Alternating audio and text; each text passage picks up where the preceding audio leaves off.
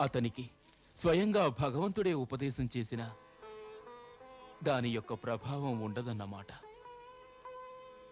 ఇప్పుడు పాపం ఆ కలుషిత వాతావరణంలో చిక్కుకున్న మా భక్తులు ఒకరక్కడ సతమతమవుతున్నారు. విదురుడు,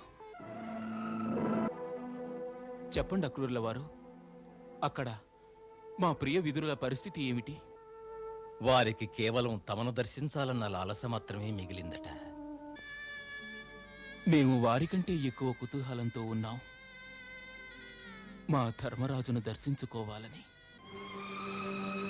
ధర్మరాజా? తమరు వారిని ధర్మరాజుని సంబోధిస్తున్నారా? అవును అక్రూరుల వారు, వారు ధర్మరాజులే. వారు మహర్షి మాండవ్యుని యొక్క శాప కారణంగా ఈ ధరిత్రిపై అవతరించవలసిన స్థితి ఏర్పడింది.